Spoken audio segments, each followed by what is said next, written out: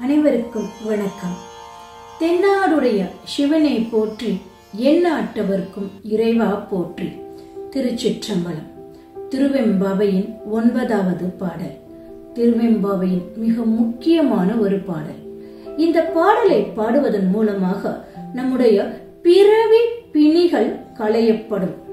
பெண்கள் இந்த பாடலை பாடுவதன் மூலமாக அவர்களது மனதுக்கு மிக பிடித்தமானவர் கணவராக வாய்க்க பெறுவார் என்கின்றார் மாணிக்க வாசகர். முன்னை பழம்பொருட்கு முன்னை பழம்பொருளே, பின்னை புதுமைக்கும் பேத்தும பெற்றியனே, உன்னை பிரானாக பெற்ற உன் சீரடியோம், உன் அடியார் தாழ்பணிவோம், ஆங்கவர்க்கே பாங்காவோம், அன்னவரே எம் கணவராவார், அவர் உகந்து சொன்ன பரிசே தொழும்பாய் பணி செய்வோம், இன்ன வகையே எமக்கு எம் கோன் நல்குதியே, என்ன குறையுமிலோர் ஏலோர் எம்பாவாய். சிவபெருமான் எப்படிப்பட்டவராக இருக்கின்றார்? முன்னை பழம்பொருட்கு முன்னை பழம்பொருளே. 3000 கோடி ஆண்டுகளுக்கு முற்பட்டது இந்த பூமி என்றாலும் அந்த பூமிக்கும் தலைவனாக இருந்தவன், முன்னை பழமைக்கெல்லாம் பழமையாக இருந்தவன். அன்றைய காலகட்டத்தில் உலகம் எப்படி இருந்ததோ அந்த உலகத்திற்கும் தலைவனாக இருந்தவன். முன்னை பழம்பொருட்கு முன்னை பழம்பொருளே, பின்னை புதுமைக்கும் பேர்த்தும பெற்றியனே. இன்று தொட்டு அடுத்து லட்சக்கணக்கான வருடங்கள் ஆனாலும் கூட, கோடிக்கணக்கான ஆண்டுகள் ஆனாலும் கூட, அதற்கு பிறகும் கூட அப்பொழுது பூமி எப்படி இருக்குமோ, அப்பொழுது உலகம் எப்படி இருக்குமோ அதற்கும் தலைவனாக இருக்கக்கூடியவன் தான் எம்பெருமான். பழமைக்கு பழமையாகவும் இருக்கக்கூடியவன், புதுமைக்கு புதுமையாகவும் இருக்கக்கூடியவன் எம்பெருமான் சிவபெருமான். உன்னை பிரானாக பெற்ற உன் சீரடியோம், உன்னடியார் தாழ்பணிவோம் என்கின்றார். இங்கு மிக முக்கியமாக ஒன்றை நாம் யோசிக்க வேண்டும். திருத்தொண்ட தொகையில் சுந்தரர் மிக அழகாக சொல்வார், அடியார்களுக்கெல்லாம் அடியாராக இருக்கக்கூடியவன் நான் என்பார். அதைத்தான் இவ்விடத்தில் மாணிக்க வாசகர் தோழிமார்கள் மூலம் சொல்கின்றார். என்ன சொல்கின்றார் தெரியுமா? உன்னை பிரானாக பெற்ற உன் சீரடியும். நாங்கள் எது போன்ற கணவரை விரும்புவோம் தெரியுமா? எது போன்ற மணாளன் எங்களுக்கு வாய்க்க வேண்டும் தெரியுமா? உன்னுடைய திருத்தாள்களை எவர் ஒருவர் வணங்குகின்றாரோ அவர்தான் எங்களுக்கு கணவராக வாய்க்க வேண்டும் என்கின்றாள் ஒரு தோழி.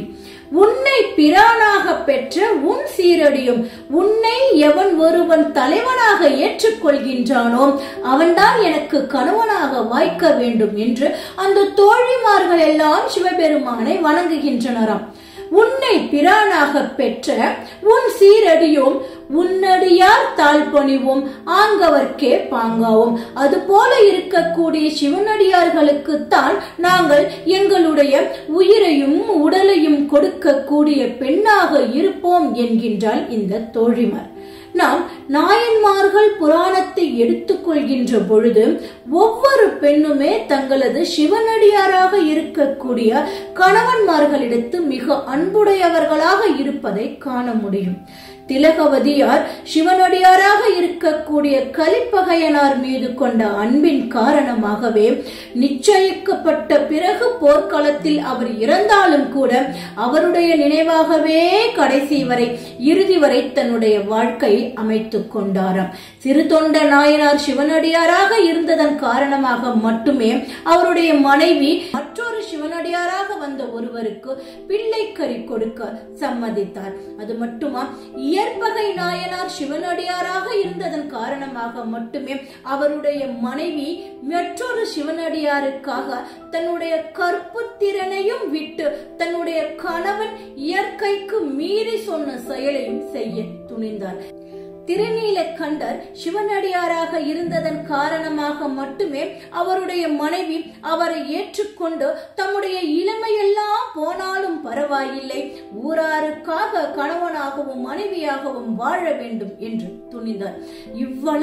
இவ்வளவு பெண்களும் செய்ததன் காரணம் என்ன தெரியுமா? அவரவருடைய கணவன்மார்கள் சிவனடியார்களாக இருந்தது மட்டும்தான். நீ மட்டும் சாதாரணமானவனா? அப்படி இருக்கக்கூடிய பெண்கள் அனைவருக்கும் நேரடியாக வந்து காட்சி கொடுத்து அவர்களுக்கு மெய்ப்பொருளாகிய உன்னை விலக்கி காட்டினாயே எம்பெருமானே, எங்களுக்கும் வரக்கூடிய கணவன்மார்கள் உன்னுடைய அடியவர்களாக மட்டுமே இருக்க வேண்டும் என்கின்றனர். உன்னடியார் தாழ் பணிவோம், ஆங்கவர்க்கே பாங்காவோம், அன்னவரே எம் கணவராவர். உன்னுடைய தொண்டர்களாக இருக்கக்கூடியவர்களை மட்டுமே எமக்கு கணவராக வாய்க்க முடியும். அவர் உகந்து சொன்ன பரிசே தொழும்பாய் பணி செய்வோம்.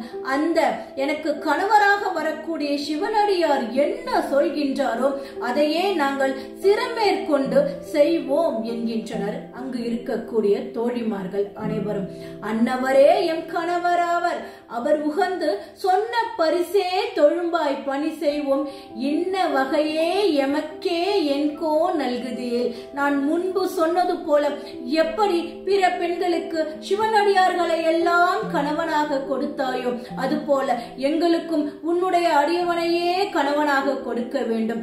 அதை மட்டும் என்னுடைய அரசனாக இருக்கக்கூடிய எங்களுடைய தலைவனாக இருக்கக்கூடிய அண்ணாமலையாரே நீ எனக்கு செய்துவிட்டாய் என்றால் என்ன குறையுமிலோர் ஏலோர் எம்பாவை. எங்களுக்கு எந்த விதமான குறையுமே வரப்போவது கிடையாது. ஏனென்றால் நாங்கள் உன்னை சிக்கென பிடித்துக் கொண்டோம். நிச்சயமாக நீ எங்களுக்கு உன்னுடைய அடியவனையே கணவனாக கொடுத்த அருள் புரிவாய் என்பதாக இந்த பாசுரமானது, இந்த பாடலானது நமக்கு அமைந்திருக்கின்றது. மீண்டும் 10வது பாடலில் சந்திப்போம். நன்றி, வணக்கம்.